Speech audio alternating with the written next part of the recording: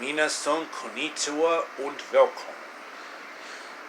And today I'm doing another reading for you guys. But this time it's going to be my take on the classic Charles Perrault fairy tale Puss in Boots, known in Mexico as Gato con Botas. But instead of the traditional old-fashioned way like Charles Perrault did, my take on Puss in Boots is going to take place in the Wisconsin Hood in Milwaukee. Yep, in the Wisconsin Hood known as Milwaukee. But I'm doing something different for a change. I'm changing the story from Puss in Boots to Puss in Yeezys. You know, to make it sound more cool. Yep, Puss in Yeezys. You know, Yeezy Red Octobers. Anyway, let's begin. Once upon a time, in the west side of Milwaukee, there lived a grocery store clerk named Freddie, and he had three sons. The older two are really lazy and don't really care about life. They just care about themselves. And the youngest son, named Barney, actually cares about life. And then when the dad dies, the older two boys got a huge boatload of their dad's inheritance. Like Tommy's inheritance from his dad was a huge collection of Blu-rays, PlayStation 4 games, and a lifetime supply of bananas. The second eldest son, Tony, inherited his dad's nutcracker collection. And speaking of which, this is my nutcracker right here. Cute, ain't it? Kawaii. This is a really big nutcracker. Le case noisette, er cascanuenses, dia nussknacker. Anyway, back to the story. You know, Puss in Yeezys.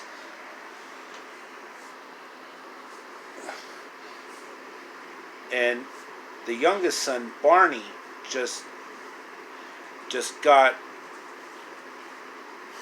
a cat named Puss. And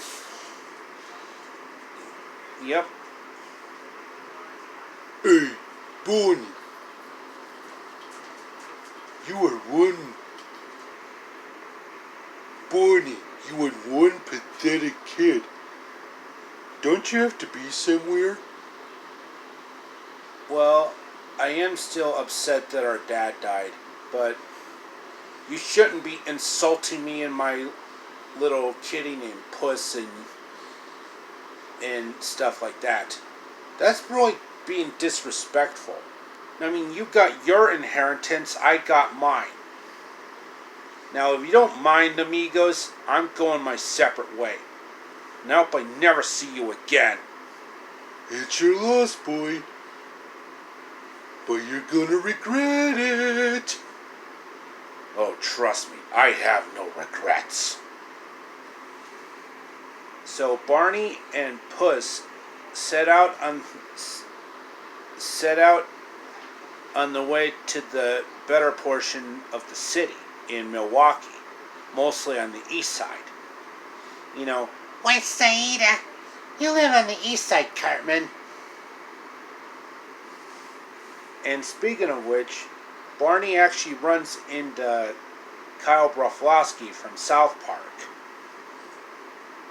Hey, Barney, where are you going in such a hurry? Well, Kyle, to be quite honest, I've had it with my older brothers always being so selfish and always so greedy, just like Cinderella's stepsisters. That's why I'm heading east to the better portion of the city, where there's actually better jobs. Well, good luck there, buddy. You're gonna need it. I know.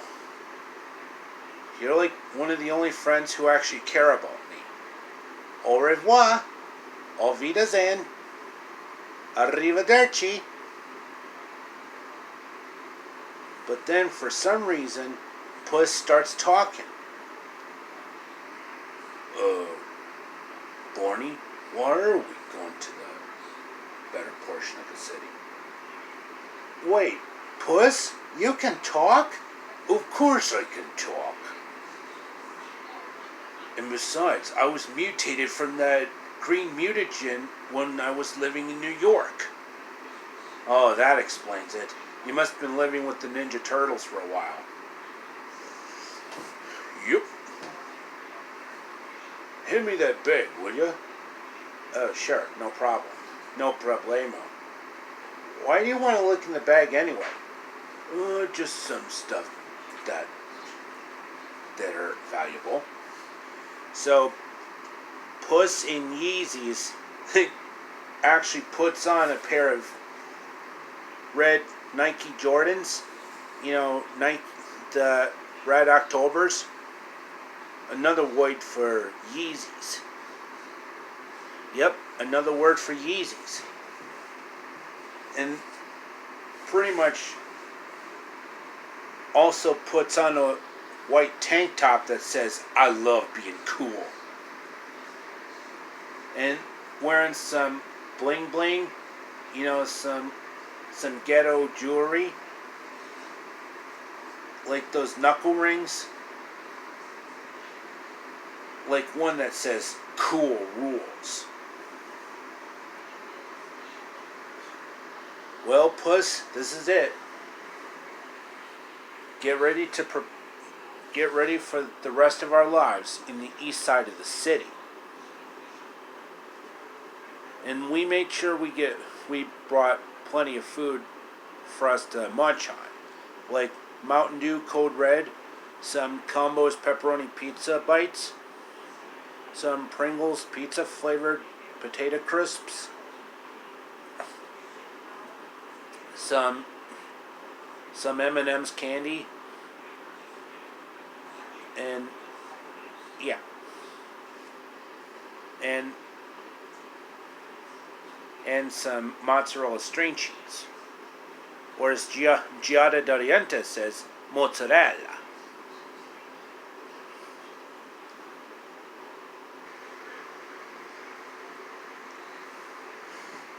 At the King's Pad, we actually see the king really bored and not having a lot of fun. And this particular king is portrayed by Burl Ives. You know, the famous singer from Rudolph. Stuffy was mystified, but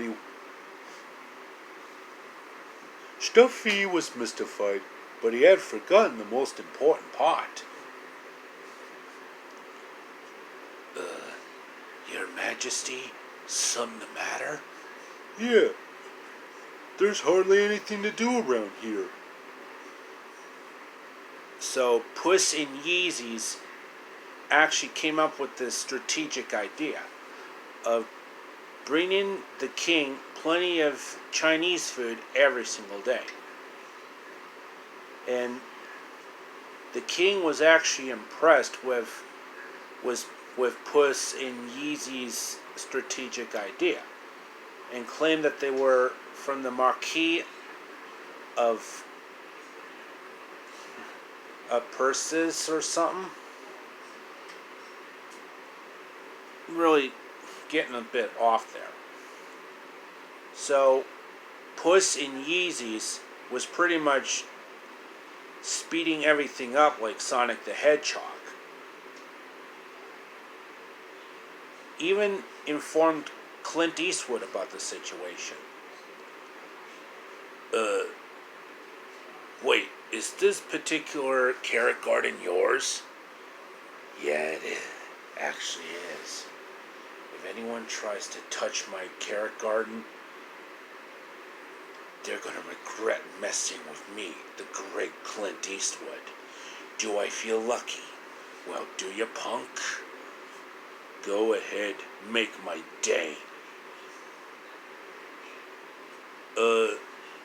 Mr. Eastwood, with your kind permission, do you think I could have some carrots to give to the king? Whatever floats your boat, but no one else should touch my carrot garden but you. Got that? Oh yeah, I totally know that. So, Puss in Yeezys pretty much started collecting a good amount of carrots for the king, who in this one is named King Tyrone, as in like the YouTube reactor Tyrone Magnus.